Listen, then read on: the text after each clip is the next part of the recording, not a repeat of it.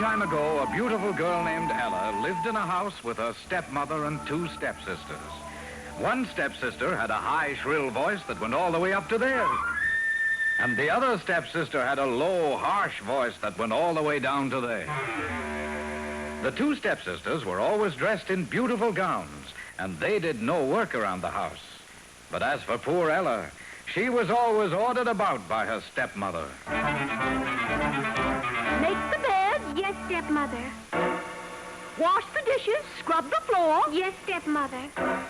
And when you're all through, sweep out all the cinders in the fireplace. Yes, stepmother. Yes, sweep out all the cinders in the fireplace. The poor girl was always sweeping cinders, and the rags she wore as clothes were so full of cinders that everyone called her Cinderella. One day, the king announced a grand ball at his palace. All the girls in the kingdom were invited. The stepsister with a high, shrill voice, and the stepsister with a low, harsh voice, each dressed in their finest. But as for Cinderella... Cinderella, you're not going to the ball. You're staying home among the cinders where you belong. Poor Cinderella. She wept as if her heart would break. For she knew the king had a son, a handsome prince. Oh, how I'd love to dance with him. At that moment, there was a flash of light, and a little old woman stood before Cinderella. Who are you? The little old lady winked an eye and said, "I'm your fairy godmother. You shall go to the ball." The fairy godmother waved her magic wand. In a twinkling, Cinderella's rags were changed into a beautiful gown. Oh. On her feet were glass slippers. Oh. And a pumpkin growing outside the cottage door changed into a splendid carriage with horses and footmen. Oh, fairy godmother, how can I ever thank you? Now I can go to the ball. As the carriage drove off, the fairy godmother shouted a warning. "Cinderella, you must leave the ball when the clock strikes 12. For on the stroke of 12, your gown will turn back to rags, and your carriage will be a pumpkin once again." When Cinderella entered the ballroom, everyone turned to look at her. She was so dazzling and so beautiful that the prince asked her to dance with him at once.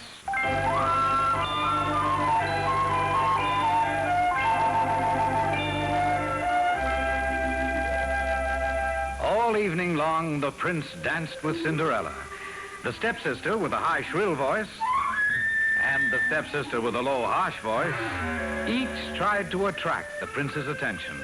But he had eyes for no one but Cinderella. Then suddenly, Cinderella heard the clock striking in the tower. It was striking 12. Oh, I must go. Goodbye, Prince, and thank you for dancing with me. Goodbye. The prince called after her, but Cinderella kept running out of the ballroom into the courtyard of the castle. She ran so fast that she lost one of her glass slippers, but she had no time to turn back. Past the gate she went to where her carriage stood, and just as she reached it, the clock struck 12.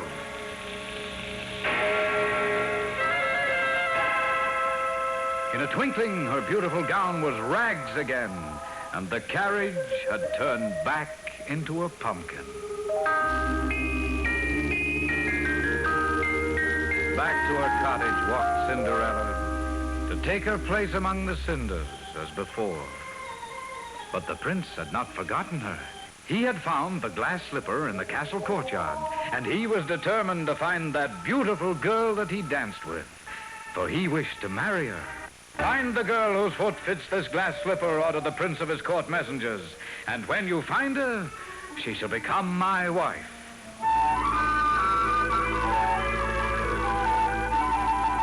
Through the length and breadth of the land went the messengers, and finally arrived at the cottage where Cinderella lived.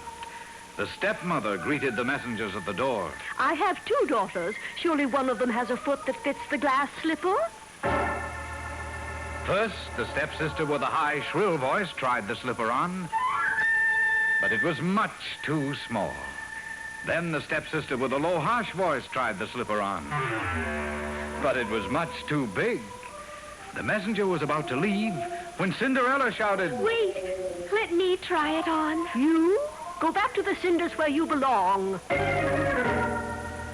The stepmother tried to chase Cinderella away, but the messenger had his orders. He was to try the slipper on every girl in the kingdom. Cinderella took off her old, dirty wooden shoe and poised her foot above the glass slipper. And then in slipped her foot, fitting perfectly. When Cinderella was brought before the prince, he knew at once that she was the girl he had danced with. For despite her ragged clothes, her beauty and warm heart shone through. Soon they were married and lived happily ever after.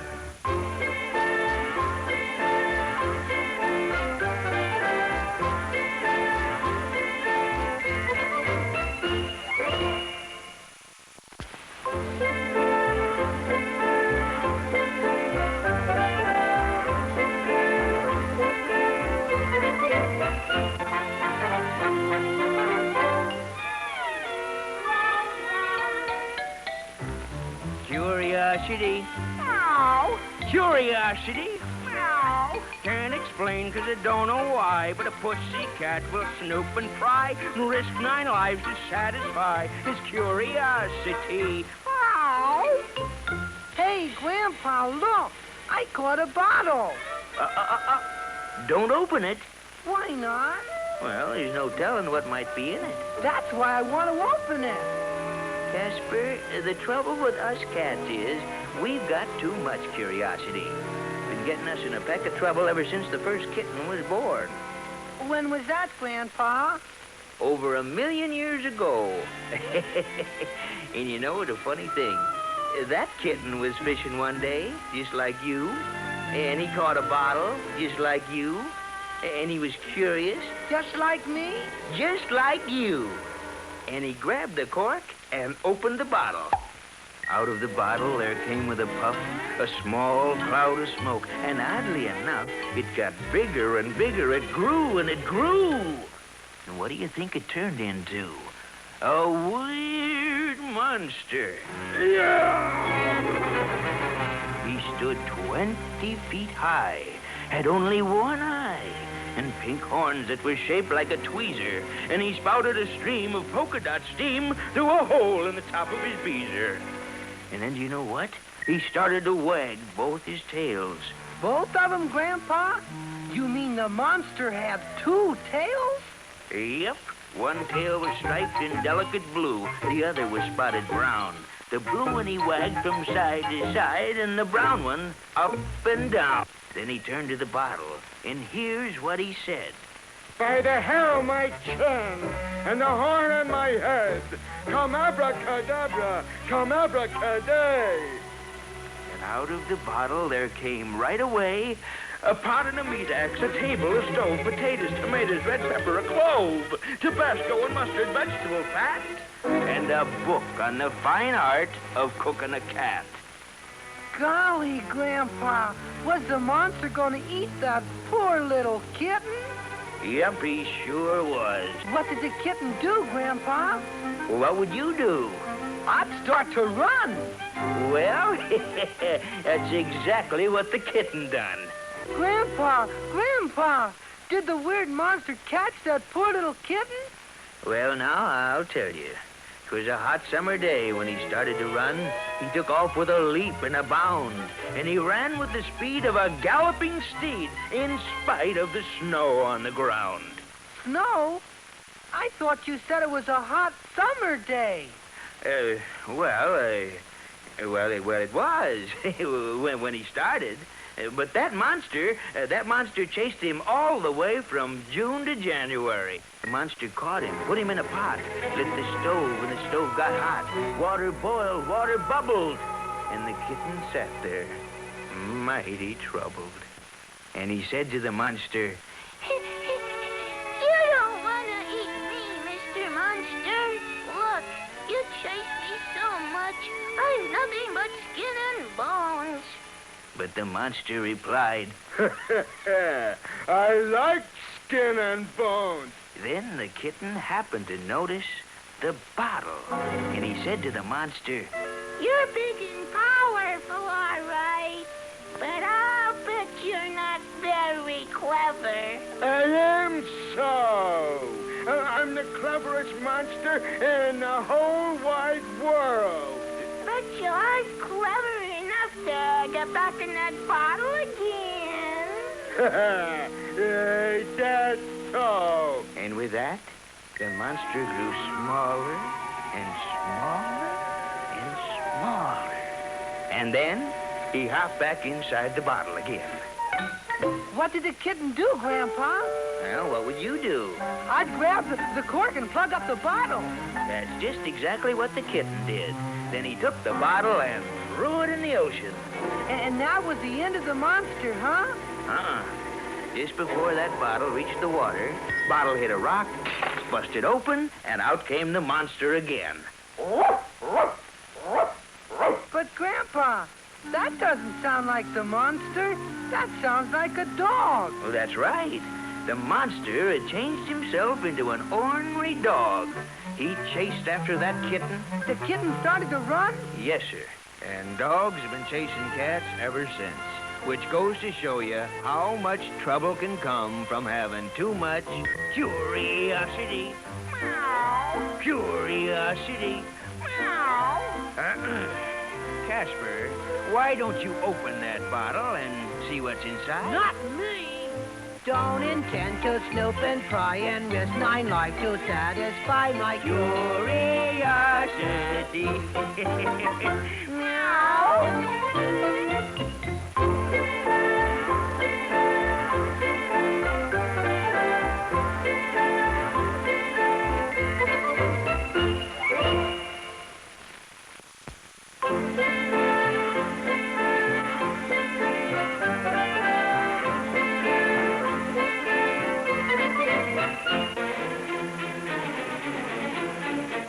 New Year's Day in Persia was the most celebrated day of the year.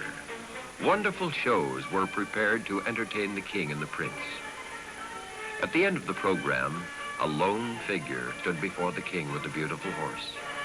Your Majesty, I beg thee, look upon this wondrous animal. It is not real, but an ingenious machine that will carry me anywhere I wish, just by turning a peg. Well, if true, it is indeed a wonderful animal. What is the price? It is not for sale, sire, but I would exchange it for a portion of your kingdom. Well, for such a trade, I must know more about this horse. My son, Prince Brahma, will test the animal for me. The owner started to show the prince how to control the horse. But before he could tell him all, Prince Brahma turned the peg, and away he flew. He doesn't know how to bring it back. It's a trick to kidnap the prince. Throw this man in jail until my son returns. As the horse's owner was taken away, the king scanned the skies for the flying prince, but he was out of sight. High above the clouds flew the enchanted horse with the frightened prince. He traveled hundreds of miles, but he couldn't control the animal. He twisted the peg, but the horse continued to fly upward and onward. At last he found a small knob behind the animal's ear. He gave it a turn, and the enchanted horse started to descend. As he came closer to earth, the prince saw he was in a strange kingdom. I will be in danger if I'm found, but I can't control the horse. The amazing animal carried Prince Brahma toward a palace courtyard. After I land, I'll turn the peg, and maybe it will fly away again, perhaps right back to my own country. So intent was the prince on the controls that he didn't watch the archway through which the horse flew. He was knocked off the horse into a courtyard. No one saw him, and while everyone crowded about the mysterious horse, Prince Brahma hid in a room. After studying the horse, the king gave out an order. This is a most unusual animal. I shall give it as a gift to Princess Serena. Perhaps then she'll be my bride. Take the animal to the stable until I'm ready to give it to her. Prince Brahma could hear the king's orders, and now he realized his chance of escaping was gone. Then he heard someone sobbing. He discovered that he was in the room of Princess Serena. She was the most beautiful girl he had ever seen. She looked up and saw the prince staring at her. Who are you? I'm Prince Brahma. I come from far away. Don't let them know I'm here. Oh, did my father send you to rescue me from King Agmir? No, but perhaps I can help. Tell me how you came to this place. Princess Serena then told Prince Brahma the story of how she was captured by the powerful King Agmir. She must marry him or be put to death. I have an idea. If you pretend to be ill, the king will have to postpone any decision until you're well. I'll hide out in the city and return when the time is right. The princess agreed, and she acted as if she were in a trance. And soon the whole palace was alarmed. Word got to the king about her illness. Send for the best doctors in the kingdom. Each doctor who came tried to cure the young girl, and each failed. King Agmir sent out a call to physicians from other lands. One day, a strange doctor came to the palace.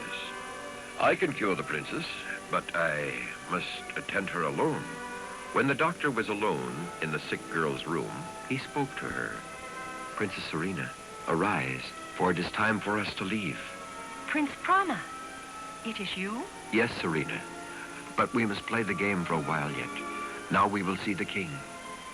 Sire, you see she is almost cured already. Now, some special, unusual gift from you may complete the treatment. How fortunate. I have been saving a most unique horse to give to the princess. So the enchanted horse was brought to the palace. It's beautiful. May I sit in the saddle? Of course, my dear, it's yours. Prince Brahma helped Princess Serena up on the horse. Then he turned to the king. You see, sire, she is cured. Now for my fee. Of course, good doctor. What is your wish? I wish the princess myself. He jumped behind Serena. Never. She is mine. Guards, seize him. But the guards gaped in wonder as the horse rose from the floor and soared away. Out over the fields and mountains, the prince and princess flew. After many hours, Prince Brahma looked below and saw the palace of his father. The enchanted horse had brought them home. The king was delighted to see his lost son and welcomed the princess.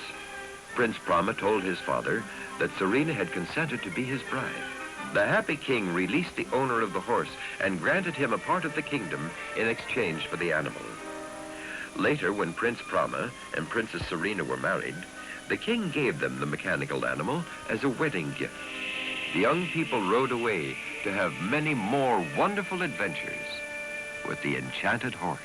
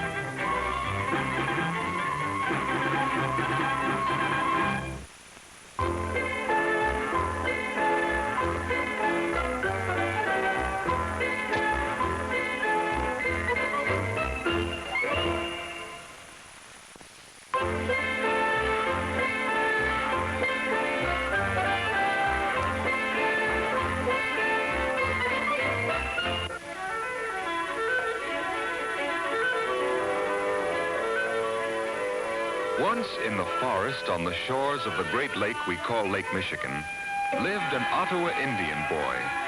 The boy had a name, but everyone had forgotten it. They called him Lazy Bones, but they said it with a smile, for the boy wasn't really lazy. It was just that he was always watching, always wandering by himself. Sometimes he would watch the women pounding corn into meal. Sometimes the boy watched the men before a hunt making arrowheads out of flint.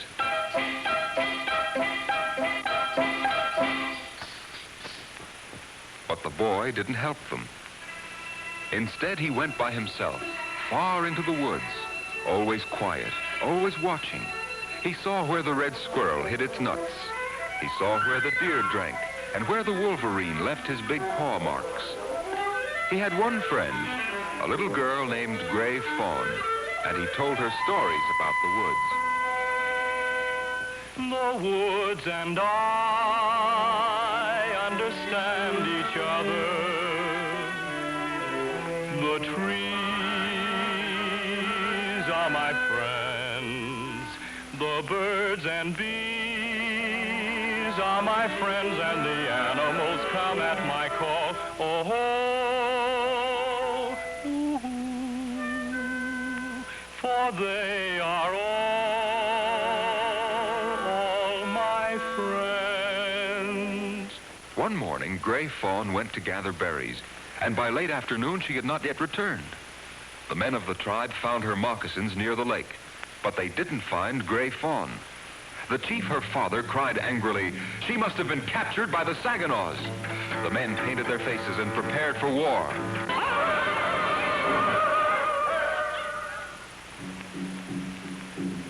While the men prepared for war, the boy called Lazy Bones went to the shore where Gray Fawn's moccasins had been found.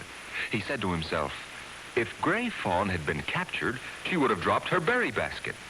I don't think she was captured. I think she took off her moccasins to go wading. He looked along the shore until he found a footprint in the mud. He said, she came out here and couldn't find her moccasins. He sang, My woodland friends, tell me where is Gray Fawn? Which way did she go? Oh, tell me, please, that you know and your signs I will follow to her. Oh,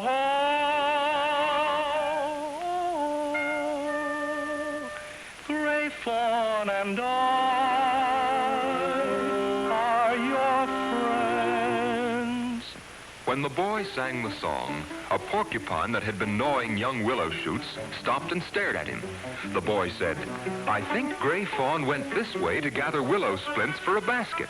He looked, and he found places where the willow shoots had been broken.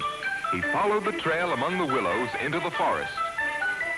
My woodland friends, tell me where is Gray Fawn? A squirrel ran down a tree trunk and stopped, his nose pointing. The boy looked and saw where Gray Fawn's bare feet had disturbed the leaves. Which way did she go? A rabbit jumped out of some bushes, and the boy looked and saw where Gray Fawn had pushed through. He thought, she knows she is lost and is too frightened to look where she's walking. Oh, tell me, please, that you know and your sign I will follow to her. Gray Fawn, Gray Fawn. Just then a flock of crows began to scold angrily. The boy went to the noise, for he knew that crows will scold when they're disturbed by someone who has no weapons. There, under a tree, he found Gray Fawn. The boy took Gray Fawn by the hand, and they set out for home. See, there! And when the men saw the children, they laughed with relief and joy. And the chief, Gray Fawn's father, put his hand on the boy's head and said, now I will give this boy a name. I will call him Little Hawk, for he has the sharpest eyes of all the Ottawas.